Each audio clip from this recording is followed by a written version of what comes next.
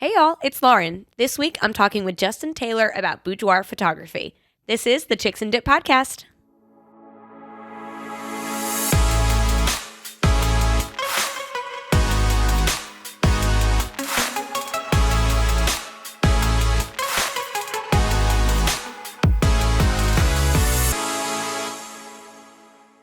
What's up, y'all? It's Lauren back with another episode of the Chicks and Dip podcast for you. I've got a great episode today. It's a sexy episode. We're talking about boudoir photography, y'all. At this point, whenever the episode comes out, I will have done a photo shoot and I will have totally shared all of it. But I did a boudoir photo shoot. I partnered with Velvet Light Boudoir here in Savannah, and we did a shoot. It was awesome. I've done tons of photo shoots, but I haven't done a boudoir photo shoot like this. And of course, I'll give y'all more details. But I just want to shout out Justin and Velvet Light Boudoir for partnering with me. He was wonderful. He was so professional and made me feel very beautiful. And I also want to shout out Easton Up. It's a vintage store here in Savannah, and I wore some of my own outfits. Of course, the actual lingerie was mine. But I really wanted some sexy robes or vintage nightgowns or something to wear in these photos. And so I called Emily, who owns Easton Up, and she hooked me up with some beautiful pieces. So y'all definitely check both of them out. It was great.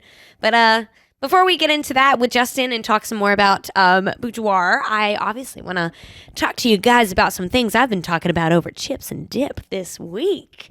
First things first, I want to gripe for one moment. I want to gripe. I don't know if I'm the only one who feels this way. I can't imagine that I am. But a pet peeve of mine that the older I get, the more it ticks me off is people sending you a text. I'm not talking about your friends or your boyfriend or your mom or whatever. People that you have a business relationship with, or even a borderline business relationship. Maybe you have a social media kind of relationship with people sending you a message with no greeting. I'm talking about it's 8 a.m. and you just send me, instead of saying, good morning, I'm going to be in Savannah. Can you help me find a place for dinner for 6? Totally fine. Instead of that, I wake up at 8 a.m. and you just say, need reservation for 6. Good morning. Good morning to you. Or maybe it's 6 p.m. I think it bothers me the most outside of work hours. 6 p.m. and I get a text from you that just says, send email when you can.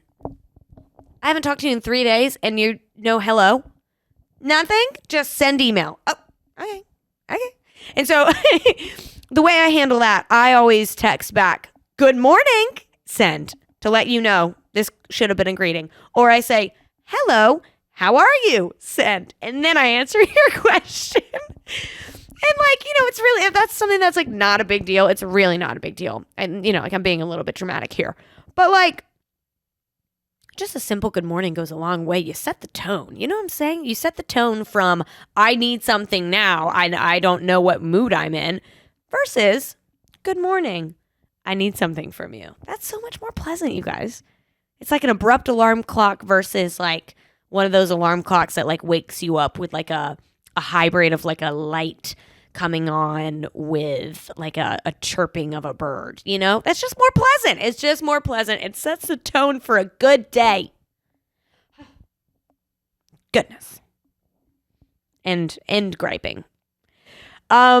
Something else that happened to me this past weekend, I went out with some friends, and we were walking past, we were walking from this place that we saw a comedy show at to a bar, and we were walking past, it was kind of a construction site kind of thing, and they had a fence up. It wasn't the chain link fence, but it was like a paneled fence, but it was clearly being worked on. It was kind of falling apart. There were boards and stuff falling around.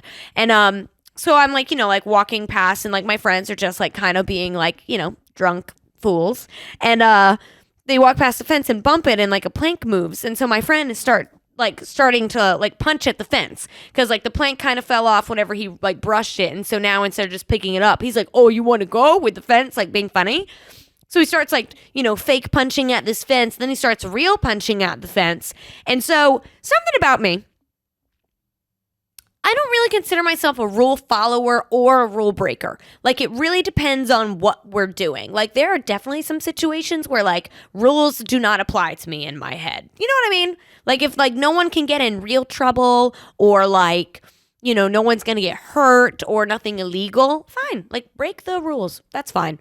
But, like, property damage, I feel like I am a little bit of a rule follower. And so like my friend wasn't like destroying this property or whatever, but like he was just like fucking around with the fence. And I was like, stop. Oh my God.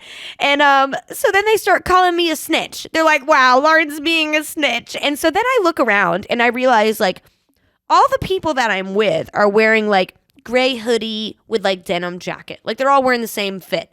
I am wearing a bright purple faux fur coat. My hair is as light and glowy as it is. I'm wearing leather pants and then these huge, the shoes that I wore a couple weeks ago, huge platform sneaker that are totally bedazzled. So all of these fools look exactly the same, wearing the same outfit, not identifiable at all. And then there's me. If you ask any person, who's the super, super light-haired bitch with the bright purple fur coat? They're going to say it's me. And so I'm like, you guys, I'm not being a snitch. I'm not being a snitch. I just don't want to get blamed for property damage because they're going to look at the security footage and see y'all and be like, we don't know who these plain folk are, but we know who that is. Like, y'all, I'm not being a snitch. I'm just thinking like, I'm trying to not get in trouble here, okay? So maybe I am being a snitch. I don't know. But I was like bitching at my friends and then this woman like across the street overheard all of it and sees them giving me a hard time. And she just shouts out, y'all should listen to your friend. Y'all should listen to her. She's right. Y'all should really listen to your friend. I said, thank you. Thank you. I'm not being a snitch. I'm not being a party pooper, but like, leave the fence alone. Stop messing with the fence. It was so dumb. And so I corralled them. And we left and we went on our way. Fence was fine. No real damage. And I haven't gotten a call, from the police saying, man, we saw you and your friends punching a fence on Saturday night. Phew. Thank goodness. Anyway. The only other thing that I wanted to chat with you guys about is a conversation that we had right after we wrapped up. So I recorded my interview with Justin already. And whenever we got done, I don't even know how it came up. But me, Calvin, Sarah, and Justin were all talking about like ranking egg rolls. Hear me out. So like, I love Asian food across the board. I love it. Specifically, Chinese food is like my favorite food of all time. Obsessed. And I love egg rolls. Like an egg roll is one of my favorite snacks. I love like a frozen egg roll that like I can make at home.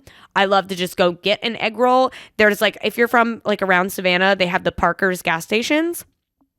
They have egg rolls on their like hot bar. Like you can get like the grits and the eggs and the chicken and like the potato logs. And then they have egg rolls and they're like the size of my head. They're so big and so good. And so I was saying like, oh, I could go on like an egg roll like ranking tour or something. And it just opened a conversation about like just Chinese food in general. And y'all let me know what your favorite Chinese food is, but I think my all-time favorite Chinese food is the mall kind. Like there's some places like you go in and it's like it's like the walk up to the counter and they've got like the 16 pictures of like the different dishes. That's the shit. My personal favorite though is like whenever you go into the mall and it's like you get to pick one meat with rice and side, or you get like 2 meats, rice, 2 meats, lo mein, egg roll combo, whatever. That is my favorite. And every time it'll be like literally food for just me. And I'm like, I need the 3 meats. I want both rice and lo mein. I want 2 egg rolls and I want the wonton soup. 4 fortune cookies. Like I get food for a family of 4 and it's just for me. It is like, and I don't do this often. It's probably like once every like 6 months. I just have to ball out. Like I've got to go to the mall or to the drive-through one, or honestly, even to the one that has like the 16 pictures that you just choose from. And I need like $75 worth of Chinese food, and I'm going to go home, I'm going to put on my pajamas, and I'm going to turn on Bravo TV, and I'm there all night. It's like a disgusting sight. Don't look at me. Don't talk to me. I can't go anywhere after I eat like that. Like, I'm done for the night. I eat like that. I have to shower and lay down. That's it. That's the day. But we were all talking about that, and I think that's like a pretty universal thing. Like, everybody in this room was like, oh yeah, yep. Once a year, you got to have that night. Like, it's great. It's great. And there's a wonderful restaurant here in Savannah that is like very authentic Chinese food, and it's so good. But the first time I went in and I was like, oh shit, this is not the same. Like, I'm thinking that it's gonna be like the mall food court, and it was like gorgeous plates, like real food. And I was like, oh my God, like I don't know where to start. And I remember asking my waitress, I was like, can you just like tell me, like, you pick like the most popular item on the menu. That's what I want. And I don't remember what I had. I just know it was good. But it's not the same. It's not the same. The mall Chinese food experience is so specific. And it's the best. It's the best. Anyway. All right, y'all. I'm going to quit rambling. That's just what's been on my mind, a range of things today. But before I get into it with our interview, y'all know what I want to talk about. I want to talk about Neutral. Thank you so much to Neutral for supporting the show. Neutral is a vodka seltzer made with real juice and real vodka. It's so good. It's not, like, I can't hype it enough. It's not super, like, just flavory and sugary. Like, it's got, like, great flavor. Like, it's like, cranberry, classic cranberry. It's going to taste like a vodka's like cranberry. The cran apple is going to taste like apple juice with a little cranberry, but it's not, like, it's hard to describe. It's not that fake sugar flavor. There's got to be a name for that. You know what I'm talking about? Like, whenever you, like, make a sweet tea and you put Splenda in it and it just, like, doesn't taste quite right because you didn't use, like, the real shit. It tastes, like, just off, like processed and fake or something. To me, Neutral does not taste like that at all. It's, like, just very fresh. It's clean. It's just the best, y'all. I can't hype it enough. I love it. As we're moving into, this will come out in February. So yeah, like, as we're moving into February, I can't think of a better Valentine's Day drink than a Neutral, especially this cranberry pack. It comes out pink. Hello. Valentine's Day, whatever. Literally, I would love a box of Neutral for Valentine's Day. Like, give me the cute red cranberry pack, pop a pink bow on it. I love you. Anyway. Thank you so much to Neutral for supporting the show. I love it. Y'all pick it up any liquor store around. You can find them, or you can order them at the bar. Almost every bar I've been to here in Savannah and more has the Neutral. I love it whenever I go out of town with friends and they're like, Lauren, like, I've heard you talk about this Neutral. Is it actually good? Like, I see it at the bar. Should I order one? I'm like, yes, trust me. And I've never let anybody astray. It's wonderful. I've had them in New Orleans. I've had them in Mississippi. Like, they're great. Pick up a Neutral, you guys. And thank you so much for supporting the show. All right, y'all. Without rambling any longer, I'm going to get into it with Justin. So let's go. All right, y'all. I'm here on the set with this week's guest. This is Justin Taylor. He is a boudoir photographer and the owner of Velvet Light Boudoir. Welcome to the pod. Thanks for having me here. I'm so excited. Yeah. How you doing? I'm doing pretty good. Yeah? Yeah. Well, I feel like maybe before we get into, like, questions, maybe I should, like, tell people about our week last week. Okay.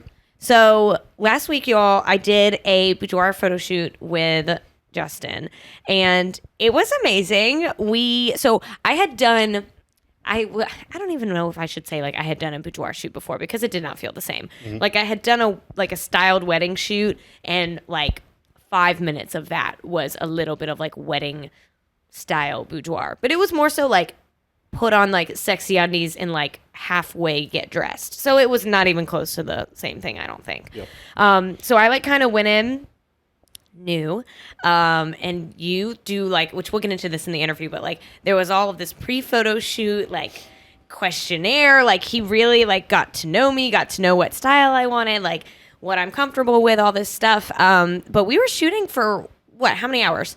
The actual shooting part, probably like 2.5. 2.5? 2.5 to 3, yeah. Raise your mic just a little bit. Sorry. That better? Yeah. Okay. Yeah, 2.5 to 3 hours. It was, like, a long time, and it flew by to me. It was super fun. And you, like, were demonstrating all the poses and stuff. I brought, like, a ton of outfits. But But we'll get into it. So we did the photo shoot. We've done our photo reveal, and at this point, like by the time this episode comes out, you guys will definitely have seen these photos because I'm posting them like literally today. But I guess maybe like we can start with you. Tell me about you. How did you get into Boudoir? How did you get here? How did I get into Boudoir? That's good. So I've been doing photography since like 2002, just kind of as a hobby. And then just I was doing a shoot with a friend one day, and we started doing some kind of like they wanted to do some nude stuff, more like fine art type things. And it was a lot of fun. Photos turned out great. And then a friend of theirs saw them, and then she wanted them done, and then just kind of went from there. People asking, and then I had a friend of mine, Callie Beal, who's a wedding photographer and boudoir photographer in town. Was like, "Oh, you need to try Boudoir." But then everything I had seen, like it didn't really appeal to me. Yeah. And a lot of it felt kind of like it was just like bright and kind of lacy, and the poses and stuff felt very like kind of static. That's what I had in my mind that it was. But decided to give it a shot one day and just tried it in like a style that I enjoyed. Something that and then the first like person I did it with, it kind of come from a place of just like insecurity. Yeah. And then she had never liked any photos she had seen of herself. And then when she came to see her photos, she just kind of went a little nuts, like crying, and just really enjoyed them. So like just having that emotional reward was something that I really enjoyed. Yeah, this train is insane. How is that so loud right now? If you guys can hear that, I will laugh. I bet they can. You don't think so? Should I do an impression of the train just to give it to him? That's me. If you guys are audio, they can hear it. They can hear it. I knew it. Everybody in Savannah can hear that train. I mean, literally. That's hilarious. All right, y'all. We're just going to keep trucking. Pun intended. So, like, whenever somebody suggested that you do boudoir, or I guess it was your friend, rather, who wanted to do nude stuff, like, was that intimidating at all? Not at the time. It was just kind of like, we'll just kind of see how it goes. Just try it out.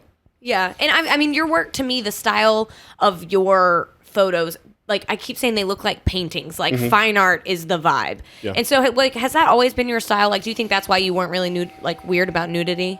I wouldn't say that was always my style. It's definitely been something that I've kind of progressed into, because I like creating photos and stuff that just feel timeless. Yeah. And then you can be sexy and timeless and classy all at the same time. And yeah, no, it was like a long progression to get there. Yeah. And so is boudoir, I mean, I guess it doesn't have to be full nude, obviously, because my photos were not full nude. Like, what classifies boudoir as boudoir? Ooh, sorry, I didn't expect to have a history question for you. I'll Google that when I get back to you. No, I think any kind of like intimate photography, with the intention of kind of having like a sexy feel to it. Yeah. Boudoir. That makes sense. Stuff that's not like overtly sexual. Yeah. In nature.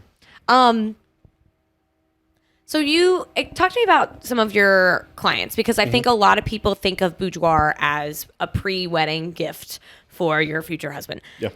But I understand a lot of your clients, are referred from like therapists or things like that. Tell me about your clients. Yeah. When I first started doing this, I thought it was just going to be, like young ladies wanting sexy pictures for their fiance or future husband.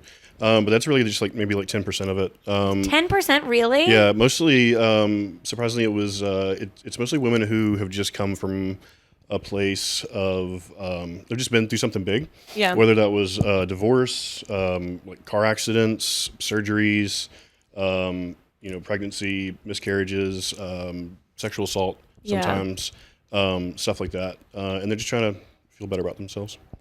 I love that. Like, just the idea of healing by feeling yourself. I mean, that's kind of what it is. Yeah. That's really cool. And so what is it like whenever somebody comes in there and they have never like done anything like this before? Like, you know, maybe they're not super comfortable naked or things like that. Like, how do you make people feel so comfortable in a vulnerable situation? That's everybody. Yeah. Everybody usually comes in. Every now and then I'll get somebody who has done something like this before. But most people have never been in front of the camera like this. Definitely not in their underwear. Yeah. So I try to take the guesswork out of all of it. You know, like with the emails you mentioned, and like prep work and stuff like that, kind of what to expect. And really they just have to kind of show up. Yeah. And then we take care of the rest, like with hair and makeup and stuff. And then I know that like if I did something like that, and somebody was just like, all right, get on the bed and look sexy, I would just have a panic attack and just like act like the most awkward person. Right.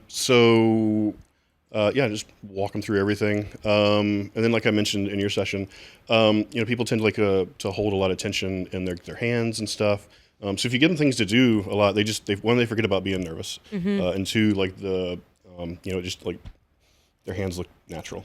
Yeah. So, well, kind of clenched. That's something that I loved. Like, I have been in front of cameras quite a lot, but not in such an intimate setting. And so literally like, I got on like this bed and I think the first thing I asked you was like, what do I do with my hands? Like, you know, I don't want to look like too provocative and nasty, but like, I don't want to just have them laying there like fish, you know, like what do I do? And you were so good. Like, Justin was giving me like the most teeny details. You were like, okay, take your middle finger and just like relax it a little bit.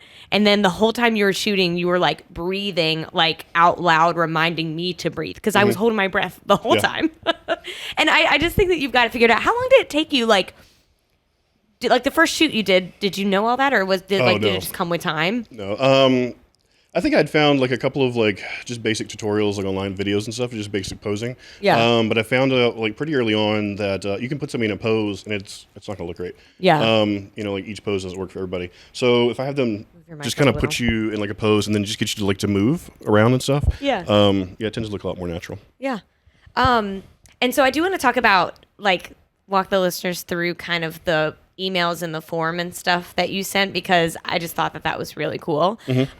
So the questionnaire that I filled out, you ask like, what kind of music do you like? Like, what is the vibe? And you had like options like what are they? Like kind of like as far like girl next door kind of look, lacy, Yes. you know, like more erotic stuff like that, like leather and all that stuff. So. Well, I love that because like I mean, like, I didn't know you really before this photo shoot. And so, like, you know, the only, like, fear, I guess, that I had going in, I was like, you know, like, for me personally, again, this is no shade, like, do whatever you want. But, like, for me personally in these photos, I didn't want it to, like, imply that I was, like, touching myself or things like that. You know, like that's not super on brand for me.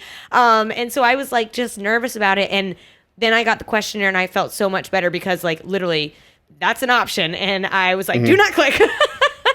And then whenever we got there, you actually sat down and went over the questionnaire with me. And so another thing that I did get some questions about whenever I posted, you know, like a little sneak peek and stuff, people asked me like, is it weird doing a photo shoot like this with a man? And I hate to be like that, but I think that's a fair question. Oh, like, absolutely. Do people ask that often?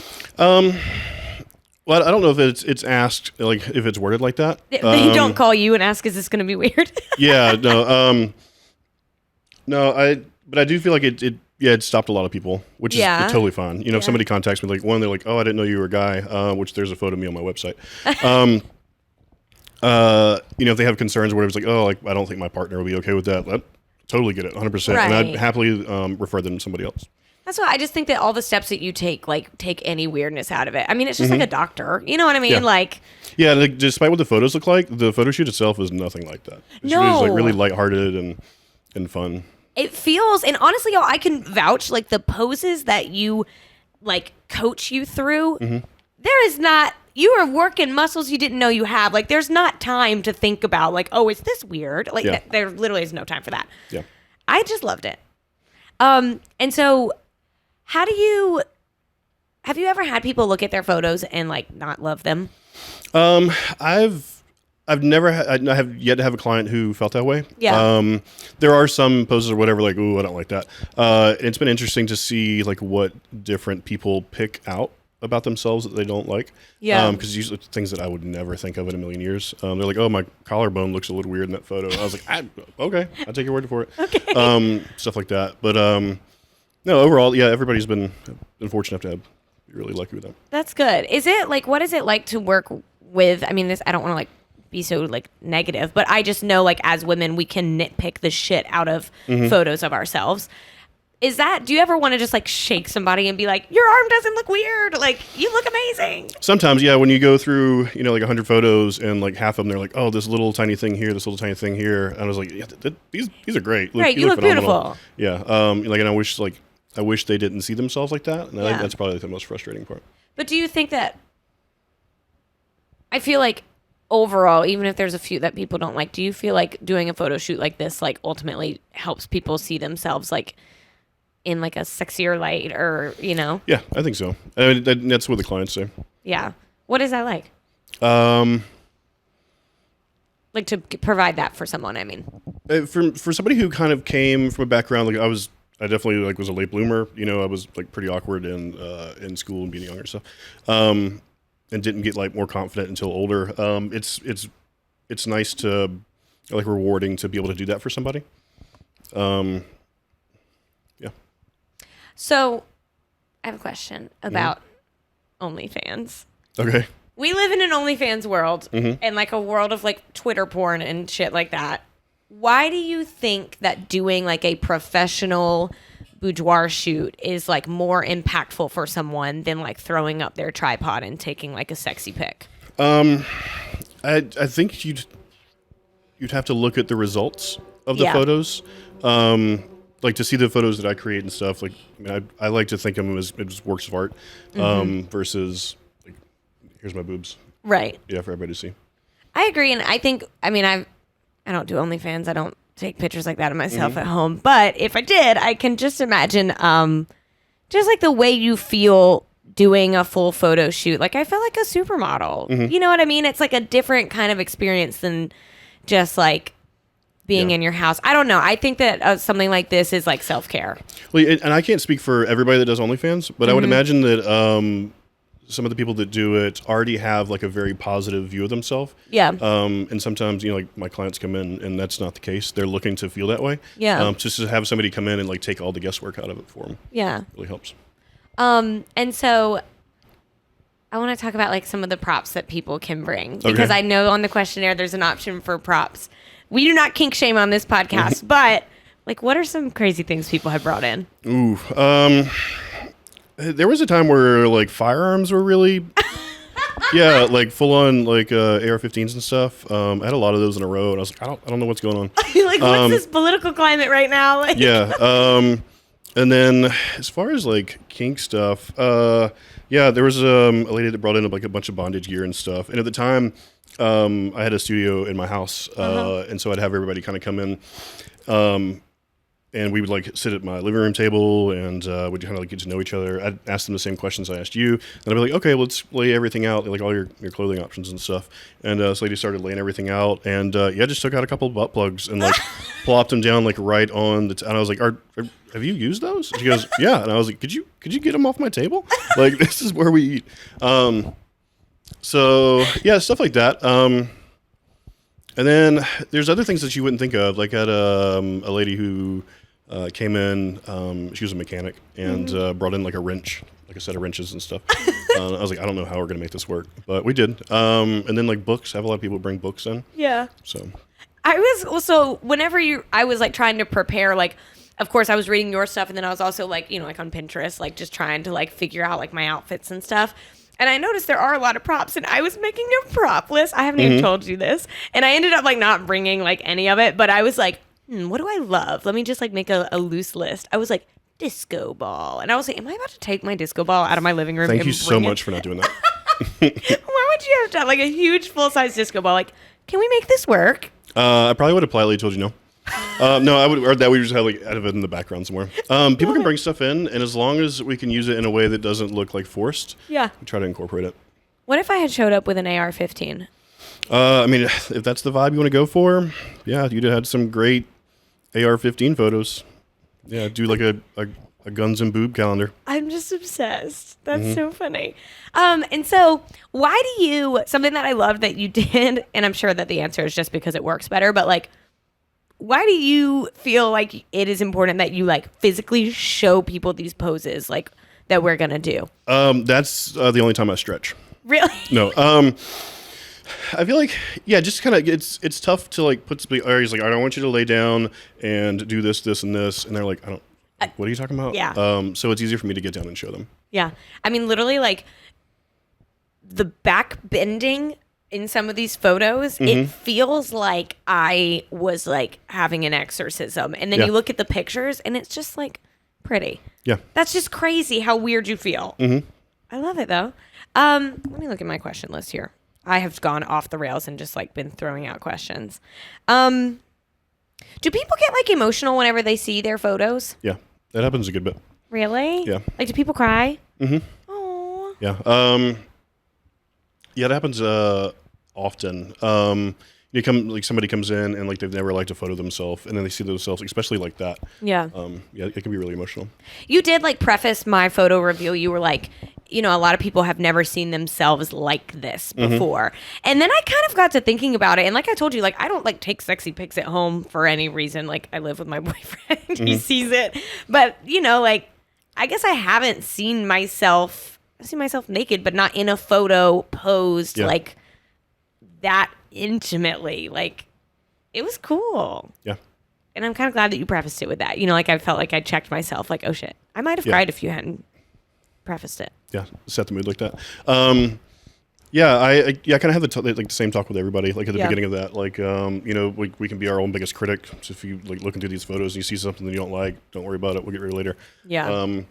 Yeah, because some people are like, oh, I don't like this side of my face or whatever. My eye looks a little weird. So. Yeah.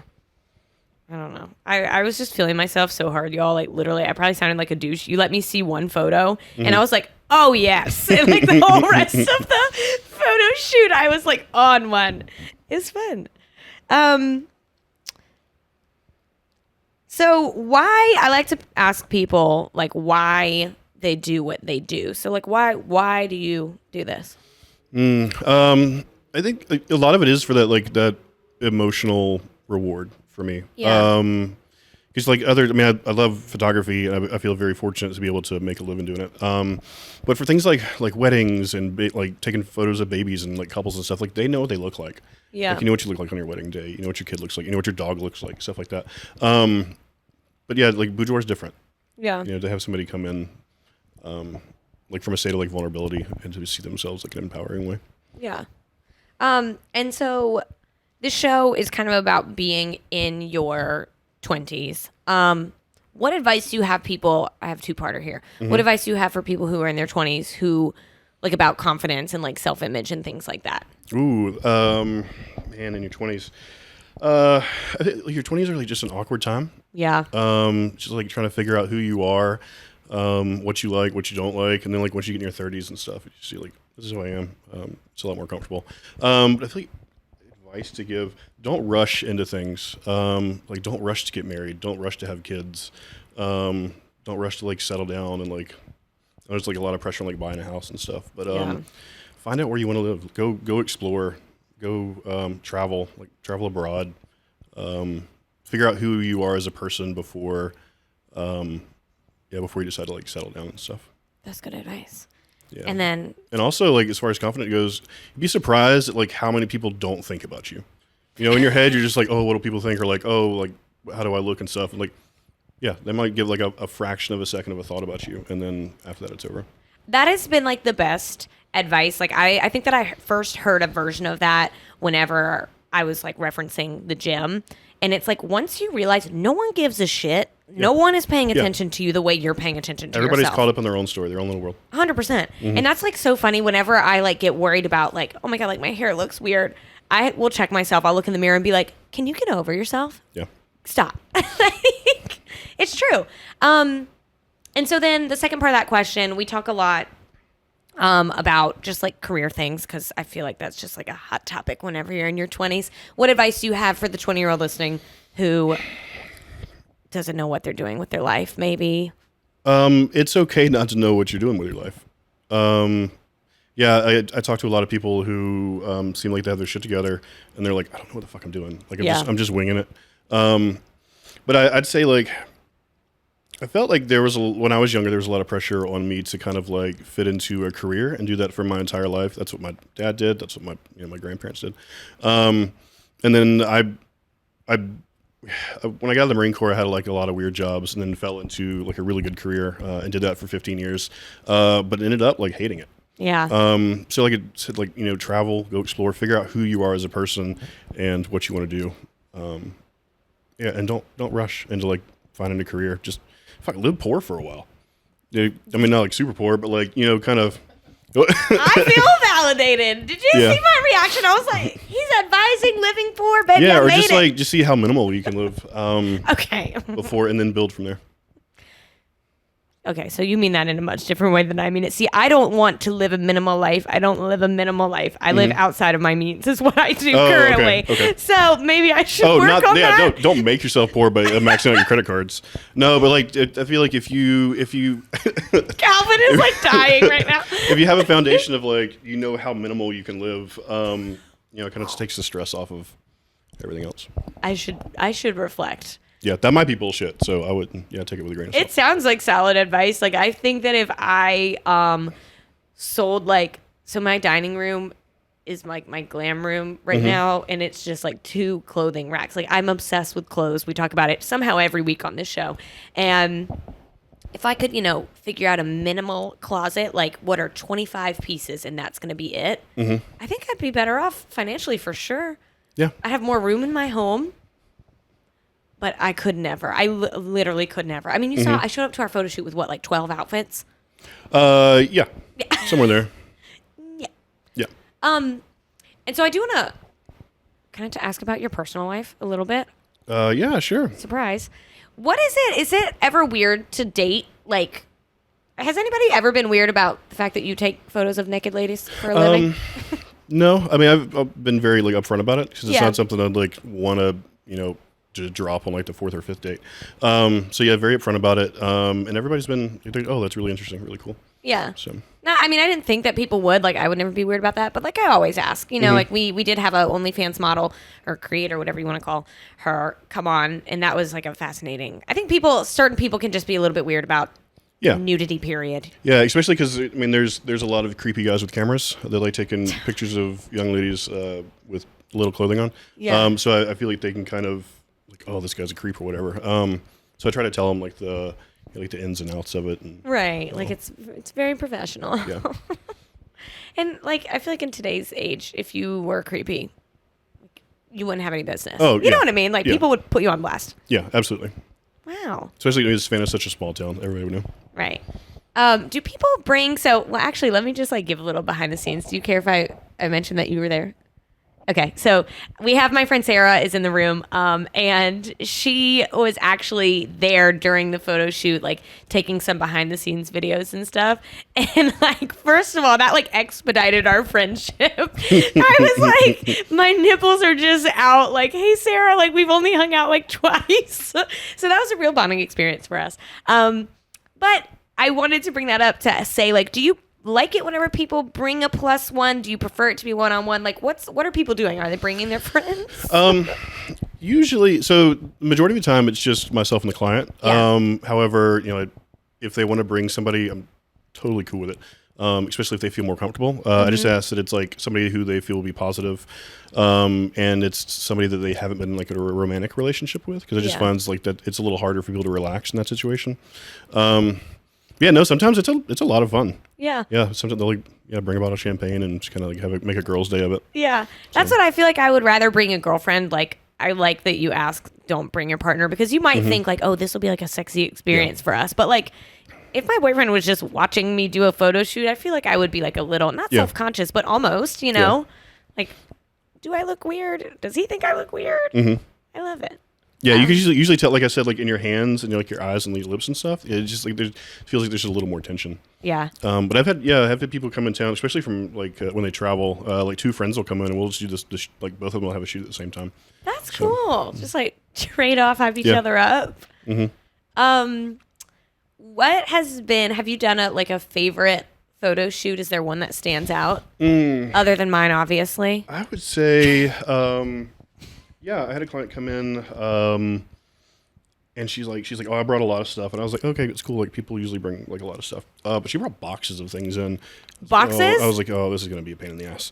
But no, like she brought in like a fog machine and a bunch of lasers and like strobes, like an alien outfit, and and anything else going on that day. So we just got weird with it, and it's just I think probably like 5 hours there, just like doing fun. You know what? That was a lot of fun. That is so cool. Yeah, I didn't know like the space that I like my studio. We had the fog machine going. The room was fogged out, and I didn't know like it was leaking out underneath the door into the hallway. Thankfully, it was like a Saturday or Sunday, so nobody else was there. But like I opened the door, I was like, oh shit! Like just all down the hallway is like smoked out. But yeah, that's amazing. It was a lot of fun. Yeah, there's if you like scroll down on Instagram, there's some of the photos and stuff. You'll see them there. The only ones with like laser lights and things. Yeah, so, I feel like you can't miss it. Yeah, getting like we were doing like reflections with mirrors and stuff and like bouncing things around. So yeah, that was pretty neat. That's awesome. Yeah. I don't know. I feel like I don't have a ton more questions. Is there anything else that you want me to know? No, or I think anyone to know about Boudoir? I think we covered a lot of it. I will say, like, I crowdsourced a couple of these questions, and one that didn't make the cut because I'm about to ask you right now, but I had a couple people just say, yeah, where do I sign up? I was like, I love this energy from you guys. Like, thank you. So plug yourself. Tell people how they can find you. How can they book a shoot with you? So velvetlightboudoir.com or Instagram, Facebook. There's links to everywhere, especially if you go on my website. You'll see like a gallery of images. And if you scroll down to the bottom, there's a contact form.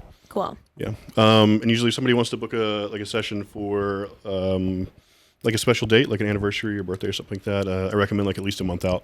Okay. So awesome. Actually, now I have one more question. Okay. What are like the different ways, like if you want to give this as a gift to somebody, like you can get a book, like what all can you get for like your partner if you want to give them a gift? Yeah. So the I think the most popular option are albums. They're beautiful albums. You took a look at one of them. Yeah. I have them made in Europe. They're like super high quality. Then like prints, metal wall art, and also do those like cool retro finders. Move your mic or else I can't hear. Oh, you do like a little peep show on them. Yeah. That was good. I actually have a story. I think I told Sarah this. Sorry, y'all. Now I'm just rambling. I promise I'm going to wrap it up. So whenever me and Cameron lived together, we, for the first like 6 months, we lived in like a garage carriage house apartment, and he had this couch. It was this red couch, and he had like gotten it at the Goodwill for his own personal place, which no shade. I love Goodwill furniture. Okay. But it was like a bad red. It was like a ketchup red, and it was cloth, and you know, like cloth will hold a smell. So it just smelled like a dusty old red ketchup couch. And I was like, I hate this thing. But it wasn't at my house yet. He moves in, he brings the couch. I put up with it for 6 months, and then we found a new apartment. And I was like, Cameron, say goodbye to this couch. That's it. We're moving. We have a reason to get a new one. I got us a leather one. I found it. I did the whole thing. And then I realized like, he was actually upset because he loved that couch. Like, it was so comfortable. He loved it. And I was like, I feel like I need to do like an ode to the couch right now. So I got my little Polaroid camera out, and I put on like the little red lingerie set that I wore with you. And I took a Polaroid of me looking sexy on the red couch. And I was like, this is your memento. Like, you can remember the couch. It was so good. I think he keeps it in like his car or something. Yeah. I'm like, hell yeah. That's pretty funny. I love it. Anyway, all right, y'all. Anything else you want to chat about? I was really interested to see where that story was going. Where did you think it was going? I have no idea. No idea. I thought we were going to end up at like a furniture store. Furniture store? Country or something. Yeah. No. Here we are. That's awesome. Yeah, you brought it back to. Yeah. I connected it all. Yeah. All back to Boudoir. Anyway. All right, y'all. Well, I can go ahead and do like our outro if that's okay. Thank you so much for coming on. Thank you for number one, partnering me with a photo shoot. It was like the best experience for real. And I keep looking at the photos like all night. Last night, I just was sitting on my phone, just scrolling through them like over and over. So that was, that makes me feel confident and really good. So thank you. You're welcome. And thank you for bringing, like a little behind the scenes of what you do for the listeners. That's always cool. Yeah. All right. With that, you guys know the drill. New episodes drop every single Monday morning, but right and early. We are available as a video show on Spotify and YouTube. We're available as a podcast only on Spotify, Apple, Google, literally anywhere you can get a podcast. Follow us on Instagram at Chicks and Dip Pod, and follow me at Lauren_Wolverton. And yeah, if you have any questions about Boudoir, like send them to Justin, send them to me. I will forward them over. But yeah, thank you so much. And if you guys like this episode, please remember to share it. Every time you guys share it on social media, that helps me more than you know. So thank y'all so much, and I will see y'all next week. Bye.